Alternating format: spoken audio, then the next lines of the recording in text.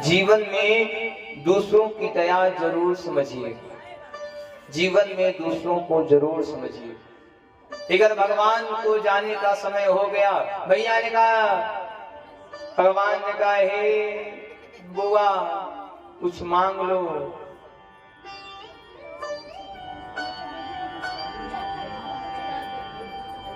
कुंती बुआ ने कह दिया, हे प्रभु लो के मोबाइल जरा से दादा। तो कृष्ण कन्हैया लाल की पंचायत जनाई बंद हुई है। घर में तो होते भाई एक एक बटने सब काम बंद हो जाएगा, क्योंकि जहां भी महिला इकट्ठा में हरे दीदी तो पंचायत कभी भी समाप्त होने वाला नहीं हुआ। आज तो जुड़ियो जम गया है ना। बोलो राधे राधे। अच्छा मेरी माँ, अगर भगवान आपके सामने आ जाए और भगवान का मांगो क्या मांगना है, आप भगवान से क्या मांगेंगे? क्या मांगम भगवान से? हे भगवान खूब घर पैसा मत। क्या मांगेंगे भगवान से? हे भगवान खूब पैसा आवे। हाँ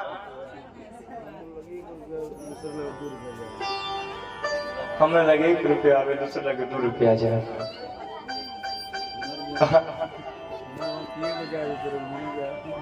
हमारे वो आग जा, दूसरे के दूसरे चल जा।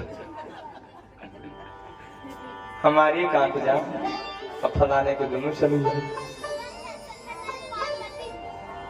ये वो भक्त था, हमेशा यही कहे, भगवान आप कहते हैं संतोष करना, हम संतोष कर रहे हैं। हमें लगे 1 रुपया आवे अब दूसरे लगे 2 रुपया जा। भगवान ने कहा जय हो, खुश रहो। ऐसा भक्त होना चाहिए। दूसरी बार कहा, हे प्रभु हमारे एक आंख जा, हमें पटजारे को दोनों चली जा। भगवान ने कहा गजब की चेला पागल वाली, हमारा एक जाए लेकिन दूसरे का दोनों चल जाए। बोलो कृष्ण कन्हैया लाल की। कुंती मैया ने क्या मांगा?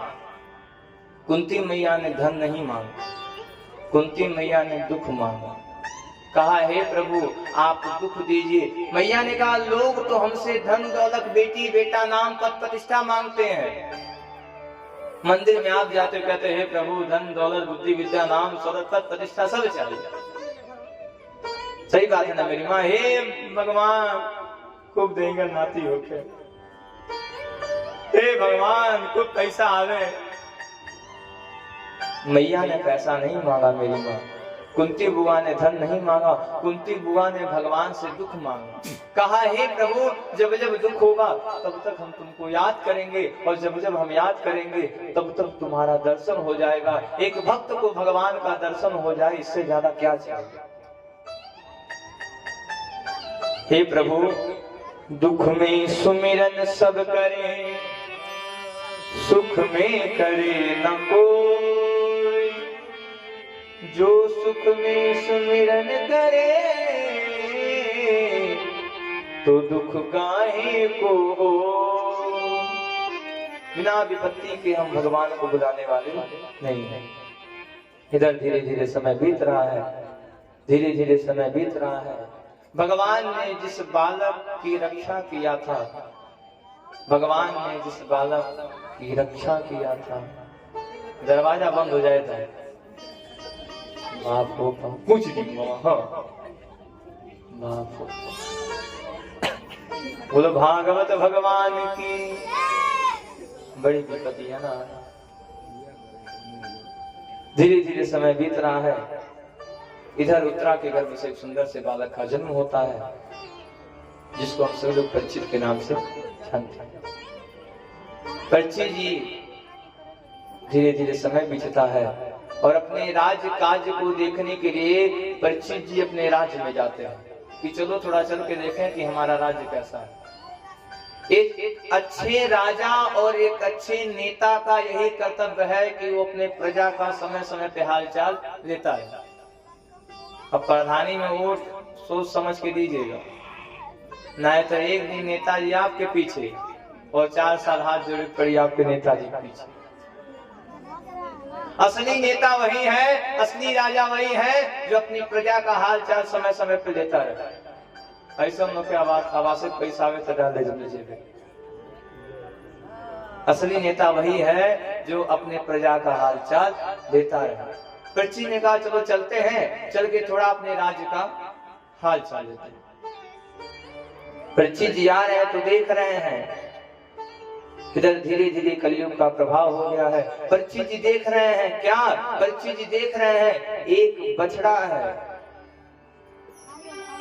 जो कि 3 पैर से खड़ा है, एक पैर टूट गया।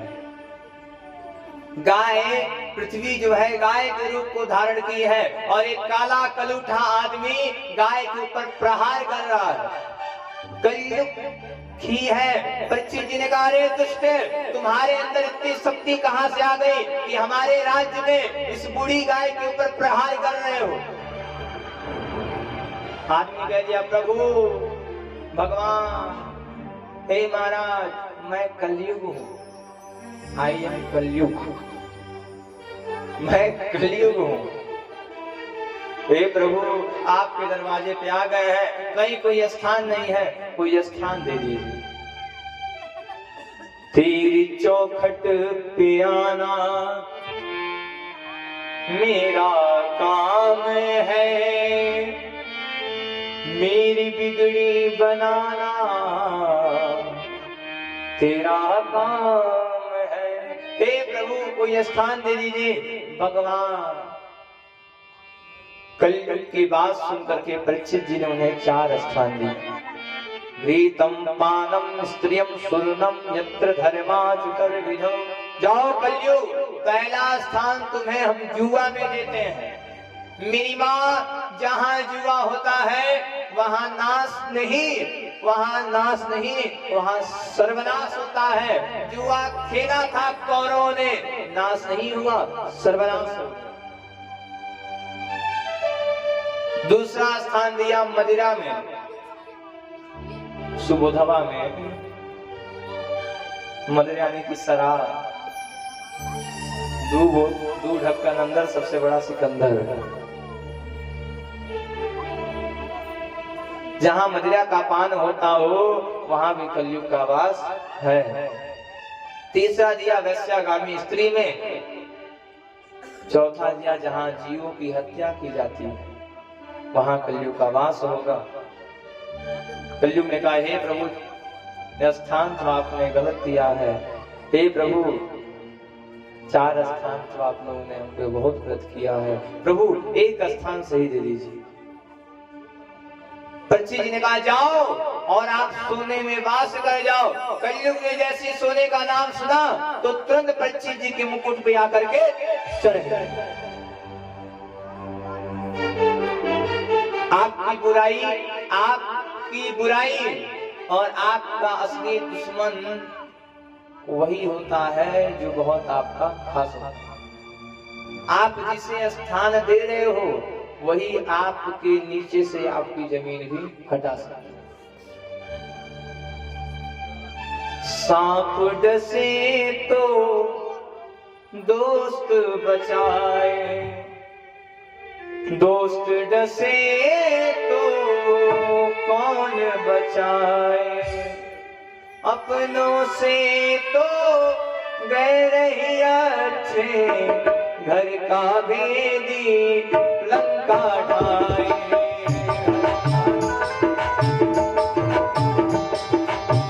घर का भेदी लंका ढाए, घर का भेदी लंका ढाए। सांप डसे तो दोस्त बचाए, सांप डसे तो दोस्त बचाए। दोस्त डसे तो कौन बचाए, दोस्त डसे तो कौन बचाए। अपनों से तो गैर ही अच्छे, अपनों से तो गैर ही अच्छे। अगर विभीषण जी नहीं बताए होते राम को तो क्या राम जी रावण को मार पाते? अगर आपका घर वाले, अगर आपके लोग आपकी बात बाहर जाके न कहें तो क्या घर की बात कोई जान पाएगा? अपनों से तो गैर ही अच्छे, घर का भेदी लंका ढाए।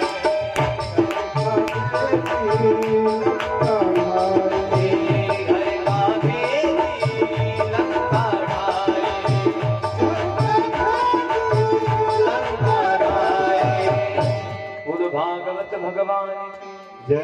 चढ़ गया कलयुग मुकुट पर। कलयुग का प्रभाव हो गया। परीक्षित जी को प्यास लगता है। प्यास बुझाने के लिए समीप ऋषि के आश्रम में जा रहे हैं। ऋषि को बार बार बुलाया। ऋषि प्यास लगा है। ऋषि अपने तपस्या में विलीन है। कलयुग के प्रभाव से परीक्षित जी को क्रोध हो गया। देखो, मैं राजा परीक्षित और यह संत मेरी बात नहीं मान रहा है। परीक्षित जी तुरंत नीचे पड़े मरे हुए सर्प को उठाते हैं और समीप ऋषि के गले में लपेट देते हैं। इसका अपमान यही है कि मुझ जैसे राजा की बात नहीं मान रहा है। परीक्षित जी नहीं बोल रहे हैं, जो उनके ऊपर कलयुग चढ़ा है वो बोल रहा है। शिष्य के द्वारा पता चल गया। जन्मेजय ने श्राप दे दिया, जाओ जो भी दुष्ट व्यक्ति हमारे पिता के साथ यह किया है, मैं उसे श्राप देता हूँ, वो 7 दिन के अंदर में जाकर के मरे। ऋषि के बाद बात पहुंच गई। अरे महाराज, 7 दिन के अंदर में मरने वाले हैं। परीक्षित जी को जैसे पता चला कि 7 दिन के अंदर में मरने वाले हैं, परीक्षित जी तुरंत घर द्वार को छोड़ छाड़ के निकल लगे पूछने, हे महाराज, जिसे 7 दिन में मरना है उसे क्या करना चाहिए? सारे ऋषि महर्षि संत योद्धा आ गए हैं कि अरे महाराज को श्राप लग गया। परीक्षित जी राजा था। एक गरीब के वहां बड़े से बड़ा हादसा हो जाए, कोई जाने वाला नहीं, लेकिन अगर वही राजा के वहां किसी को थोड़ा सा चोट आ जाए, मेरी माँ, तो गांव वाले इकट्ठा हो जाते हैं। अरे क्या हुआ, क्या हुआ, क्या हुआ? थोड़ा सा चोट क्या लगा तो पूरे गांव वाले इकट्ठा हो गए। वो आपके लिए इकट्ठा नहीं हुए हैं, वो आपके धन के प्रभाव से इकट्ठा हुए। आपकी इंसानियत ने उन्हें नहीं बुलाया, आपके धन ने उन्हें बुलाया। धन नहीं होता तो आपके पास भी कोई नहीं आता। परीक्षित जी राजा थे। अरे महाराज को श्राप लग गया, महाराज को श्राप लग गया, बात फैल गया, सारे ऋषि महर्षि आ गए, लेकिन किसी के अंदर इतना सामर्थ्य नहीं है जो जाकर के परीक्षित जी की दुख को सुनने और उनको समझा दें।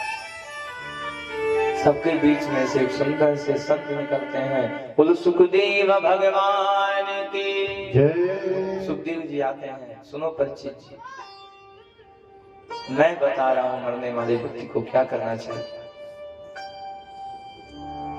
सुखदेव जी सबसे पहले सृष्टि वर्णन सुना रहे हैं। सुनो महाराज, भगवान नारायण की नाभि से कमल और कमल से ब्रह्मा जी हो जाए।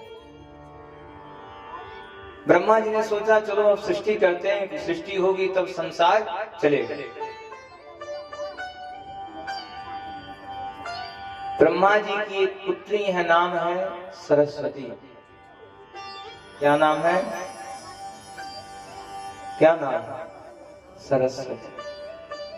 अब सरस्वती जी इतनी सुंदर हैं कि ब्रह्मा जी के मन में कुविचार आ गया कि चलो मैं इनके साथ विवाह कर लूं। ऋषि महर्षि आ गए। अरे ब्रह्मा जी, अरे आप ही ऐसा करेंगे तो संसार का क्या होगा?